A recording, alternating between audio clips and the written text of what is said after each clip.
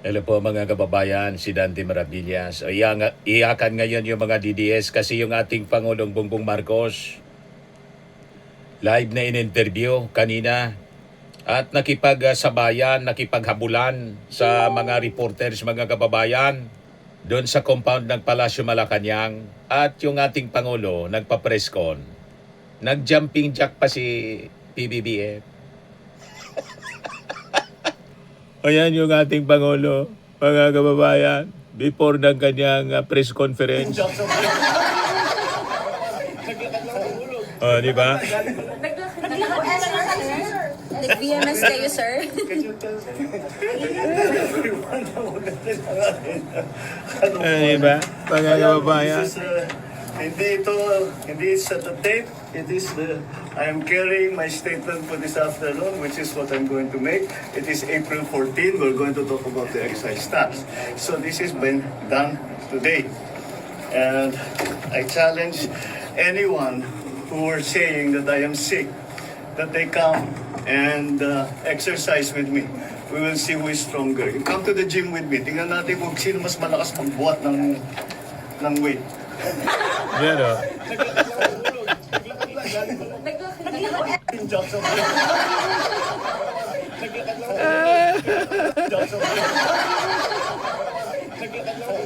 Di ba?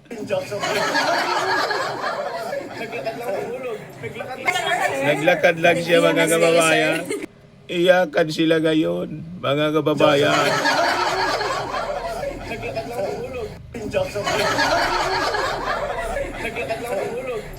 Ayan o, galing dun sa May Kabel. Diyan kami nagmi-meeting paminsan diyan sa Kabel, sa loob ng Kabel mga kababayan. Ito, panoorin natin mga kababayan. Habol-habol ng mga reporters, yung ating Pangulo.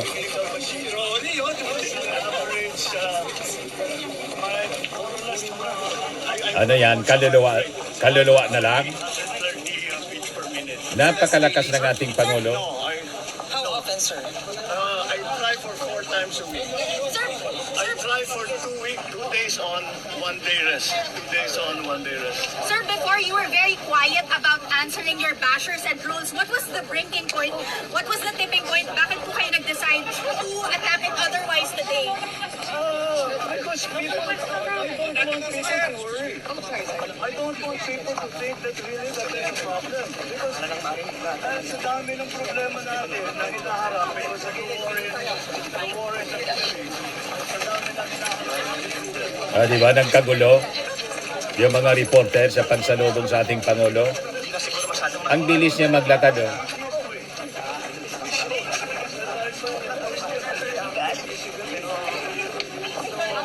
Thank you, sir. Salamat. Ito tumatakbo po. Yan, tumakbo yung ating Pangulo dyan. Panoorin ninyo. Yan. Tatakbo yan. Thank you, sir. Salamat. Tumakbo na. Yan.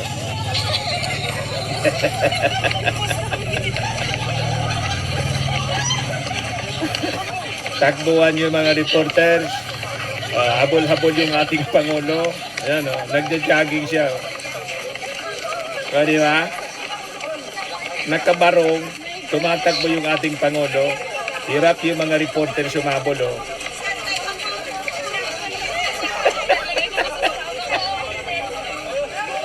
Pati yung mga presidensya Pati yung PSG, hirap habulin yung ating Pangulo. Ito pa, mga kababayan. Sorry po. Yan, ang ating Pangulo.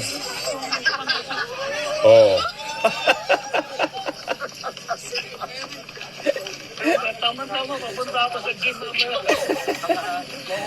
Tamang-tama niya, pupunta daw siya sa gym mamaya. I do weights and then I go on the elliptical machine. Nag-gym siya. Once I average My more or less I work towards a heart rate. So 130 beats per minute. That's daily, sir? Sir, No, How no. often, sir? I try for 4 times a week.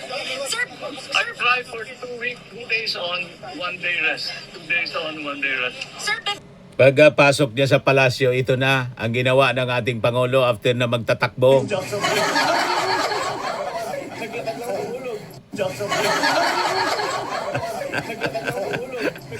Di ba? Naglakad daw lang siya. O, nakita natin kanina.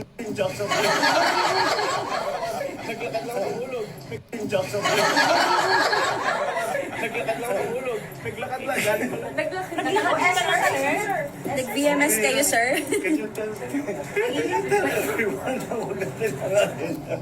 Ano mo? Jackson.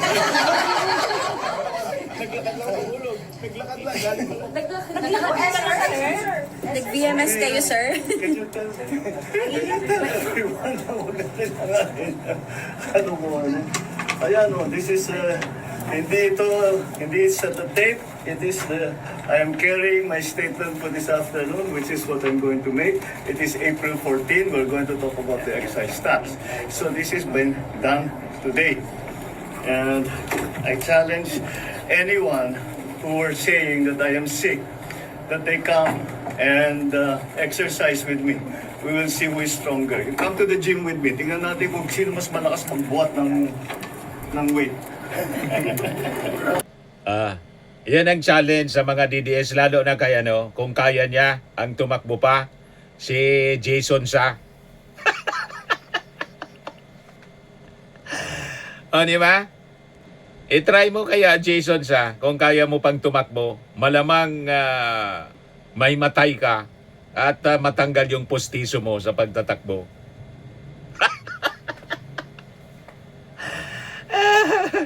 Hingal na po si kasi may hika itong si Jason Sa. Nang pumunta kami sa Congress, yung investigasyon sa SMNI, yung mga pagpakalat ng fake news, naalala ninyo? Last year, nandun kami ni Mrs. Hingal sa paglakad itong si Jason Sa na nagpakalat ng fake news na yung latest niya na pinost, naka-half-mast na sa Palasyo Malacanang, pinapalabas, patay na yung ating Pangulo. Ayan ang ating Pangulo. Malakas pa sa kalabaw, mga kababayan. Jackson. Jackson. Diba? Naglakad lang, galing doon sa Kabel. Familiar ako doon kasi doon kami madalas nagtitipon-tipon, nagmi-meeting sa Kabel. Yan po. So anyway, ito po yung balita. Tinanggal po ng ating Pangulong Bongbong Marcos yung excise tax on LPG and kerosene. Ito na po. Anyone who are saying that I am sick, that they come and exercise with me. We will see who is stronger. You come to the gym with me. Tingnan natin kung sino mas malakas magbuhat ng weight. Di ba? Pero alam mo, gusto ko nga sabihin, ang mga kababayan naman natin, ngayon, tiniyak ko na makita ninyo na hindi totoo yung mga sinasabi nila, na kasinungalingan yan. Kaya mula ngayon, yung mga taong yan, na nagsabi sa inyo na may sakit ako, na baldado na ako, ngayon alam ninyo, puro sinungaling ng mga yan. Kaya't lahat ng sasabihin ng mga yan, kasinungalingan. Kaya't huwag nyo nang paniwalaan kung sino man yung mga yun. Now you know who the liars are and who is telling the truth. Correct. And once again, I think it's very, very clear that I'm in very, very good health. I just had... Tumaba na nga po. Bumalik na sa dati. My numbers are... I just Bumalik na had my sa dati yung regular katawan niya. test and vitamins Sabihin and ninyo, everything. kaluluwa na yan. And I'm fine. O recycle I'm really quite na fine. video. The last time that I Live went to yan. the hospital was to have my CAT scan to show na yung diverticulitis ko gumaling na. So that was what? 2.5, 3 months ago? Mga ganon. So, That's all these reports of me going to the hospital. I haven't been to the hospital for 3 months, and even then, it was just to have a CAT scan to tell my doctors if the diverticulitis has completely been Okay na yung ating Pangulo. fixed, and I'm done. My diet is back to normal. My exercise is back to normal. I still exercise 3-4 times a week. I'm watching my food better than before. But so people. I'm sorry. Maintenance medicine for no. I have two. One for gout, which is lopurinol. Nasa lahi namin mga Ilocano magka-gout eh. And the other is for high blood pressure, for hypertension. Those are the only two medicines that I take. The others that I take are nothing really. When I have allergies, I take an antihistamine. Pero wala naman ngayon. Aside from that, that's it. That's it. I'm not a great believer in supplements. If you eat well and you exercise regularly and you get regular sleep, yun lang I'd like to that we have been doing and try to mitigate the effects of the oil crisis. Umaasa sana kami na maganda na yung maging peace talks between the US and Iran. Ngunit mukhang hindi sila nakabuo ng deal. Kaya kailangan patuloy pa rin ang ating mga ginagawa para tulungan ang ating mga kababayan. Unang-una, nais kong nabanggitin na wag pong mag-alala ang ating mga kababayan dahil sapat naman ang supply natin sa mga pangunahing pagkain. Mga bigas, mais, gulay, asukal, isda, karne, manok, itlog, at lahat ng ibang produktong pagkain. At nakikipag-ugnayan tayo sa industriya, patuloy din ang ating pakikipag-usap sa kanila. At hanggang sa katapusan ng Abril ay hindi magbabago ang presyo ng mga pangunahing bilihin. Kabilang na dyan, magsardinas, tinapay, instant noodles, bottled water, kape, gatas at delatang karne. Ikalawa, binawasan natin sa produktong petrolyo na direktang ginagamit sa pang-araw-araw. Dahil Yung excise April tax 14 po? na ngayon, na direktang ginagamit na pang-araw-araw sa pang-araw-araw na buhay ng ating mga kababayan. So sa ilalim ng kapangyarihan na binigay sa atin ng batas, tinanggal ko na ang excise tax sa LPG at sa kerosene. Ang katumbas nito ay 3 piso at 36, how much is this? 3.36. 3 pesos 36 ang bawas ng kada kilo ng LPG, halos 37 pesos sa isang tangke ang mababawasan ng presyo. At 565 pesos 60 centavos kada litro ng kerosene. Ibig sabihin, mas mababa ang gastos at sa pagluluto at sa araw-araw na pangangailangan ng bawat pamilya. Pangatlo, inaayos na natin ang sistema sa pagpasok ng pagkain sa bansa para mapababa ang presyo, mapabilis at sa ganung paraan mapababa ang presyo. Inutusan ko na ang Department of Agriculture at saka yung Tariff Commission pababain ang taripa sa mga inaangkat na pagkain. Utusan ko na ang Department of Agriculture at saka yung Tariff Commission pababain ang taripa sa mga inaangkat na pagkain upang makatulong sa pagbaba ng presyo para sa ating mga namimili. Pero malinaw ang directive na ito. Hindi ito pwedeng gawing basta-basta. Bawat hakbang, malinaw ang proteksyon sa ating lokal na produksyon.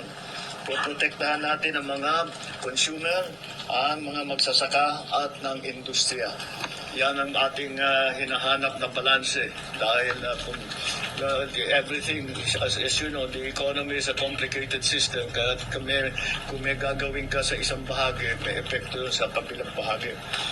Kasabay nito, pabibilisin na rin ang pagproseso ng mga permit tulad ng SPSIC, Certificate of Necessity to Import, para mas mabilis makapasok ang kinakailangang pagkain at mas mababa ang magiging halaga. Inalis na rin ang toll fee sa mga fish port upang hindi na ito makadagdag sa presyo ng ating mga pagkain. Nakikita natin na may mga magsasaka na napipilitang itapon ng kanilang ani dahil sa overproduction sa sobrang baba ng presyo ng bili. Hindi natin ito papabayaan magpatuloy. Kaya bibilhin na muna ng Department of Agriculture ang sobrang produksyon. Makikipagtulungan din tayo sa mga local government para bilhin din ang mga gamit na ito at magamit din nila para ipamigay nila sa tao. Ang pamahalaan ang sasalo nito para hindi masayang ang ani, hindi malugi ang ating mga magsasaka at mapapakinabangan naman ng ating mga namimili. At para sa mas maraming makinabang, papalawakin pa natin ang bentang bigas program. Dadamihan ang tindahan, habaan ng oras ng pagbenta, lalo na para sa ating mga senior citizen, para sa ating PWD at siyempre mga single parent. Pangapat, ibababa din natin ang gasto sa pagdaan ng pagkain mula sa pantalan hanggang sa merkado. Sa Cebu Ports Authority, sa Subic Bay, binawasan o sinuspindi ang iba't ibang binabayad na mga fees para ito ay maramdaman ng tao at kahit tumataas ang ibang produkto ay hindi masyadong mabilis ang pagtaas o at least matigil natin ang pagtaas. So mababawasan ang gasto mula sa anchorage, sa berthing fee, cargo handling at storage fees para hindi na ito madagdag sa presyo ng pagkain. Ang Philippine Ports Authority ay ibinaba sa piso ang RoRo terminal fee para sa mga sasakyang nagdadala ng agricultural products. Dahil layunin natin na panatilihing sapat ang supply, pigilan ang pagtaas ng presyo at tiyakin tuloy-tuloy ang hanap buhay ng ating mga kababayan. Hindi tayo titigil hanggang maramdaman ninyo ang tunay na ginhawa sa inyong pang-araw-araw na buhay. Maraming salamat sa inyong pagtitiwala. At bukas, we will have another uplift meeting again to discuss what are the other strategies that we can employ to keep prices down, to make sure, first of all, what we will do tomorrow is to make sure, first of all, that the supply both of oil and of food products and all the other raw materials that we need to continue the running of the economy is going to be normalized. We, as I said in one of the last press conferences I had, that it is very important that we watch the prices now. Oil we cannot do very much about, but we also have to we can make sure what we can look at and do that. That's why ito is centered dun sa presyo ng pagkain. All of these measures are mostly centered around the price of food, to keep the price of food down. The supply of food as well is also something that we think we can assure the public of, that maganda naman ang takbo so far ng ating sa agrikultura. Yun lang, yun na nga yung mga nakita nating report na yung mga inani na produkto na hindi na basta iniiwang na lang masira dahil masyadong masyadong mababa na ang profit, halos walang kikitain. Kaya since walang kikitain, dahil tumaas yung presyo ng lahat at ganun pa rin ang presyo ng pagbenta, ay iiwasan natin yon. Kaya para yung mga farmer natin, yung mga producers natin, ay meron din silang kikitain. Market worth, kailangan para tuloy-tuloy ang kanilang pag-ani, tuloy-tuloy ang kanilang pagtanim. Dahil yun na nga, yung ina-assure natin yung supply ng pagkain. Supply at saka presyo. It is the balance that we are trying to achieve, because simple lang naman ito. Kapag it's the same as kagaya nung nakita ninyo sa langis. Kung masyadong babain ang presyo ng langis, ay sasabihin ng mga importer, hindi na kami kikita, hindi na kami mag-i-import. Masisira naman yung supply natin. Okay? It's the same thing. Yung mga yung mga farmers, sinasabi nila masyadong mataas na ang binabayad namin doon sa transportation cost, sa lahat ng mga iba't ibang cost. At mababa pa rin ang presyo ng pagkain, ng kanilang ani. So hindi na sila kikita, kaya hindi na binababa. Hindi na dumadating sa merkado yung kanilang produkto. Kaya aayusin natin yan. We will continue to support the farmers, but we will also keep the prices down. The gap that we have to close will be closed by government. It will be government funds that we will have to use. We will have to take funds from other projects, other programs to make sure that is something that we have attended to. All right, so that's basically the announcement for today. I know that people have been asking about what we are going to do about the excise tax. I hope I have provided the answer for you today, and that will be again a point of discussion for us tomorrow at the Uplift meeting, and that's it for now. Thank you. Sir, how about the VAT? Will it be discussed din sa uplift meeting? Yung sa VAT, there are also to suspend the VAT. Explain, here's the thing with the VAT, especially the VAT on petroleum products. The VAT on petroleum products, we are going to get a windfall profit from that because tumaas yung presyo ng crudo. And because of that, all the importations will have at the present VAT rate, we will get extra funds from that. Those, if we take away the VAT on petroleum products, it will only help the petroleum market. What we need is funding to help the entire society. Hindi pwedeng yun lang, titignan lang natin is the petroleum. Kasi sinasabi ng mga tao, bakit puro transport workers ang tinutulungan nyo? Paano kami? Bakit the other? We also have to take care of the other sectors. So with the additional funding that we will get from the VAT collections, yun ang gagamitin ngayon natin to provide. That fund will not exist if we remove the VAT on petroleum products alone. So that's the reasoning behind. We will still examine it. Like I keep telling you, there's nothing that we are not looking at as a possible option. We are looking at all the options. If the time comes that it really calls for the time will come that the VAT should be brought down for whatever products, then we will certainly study it very well.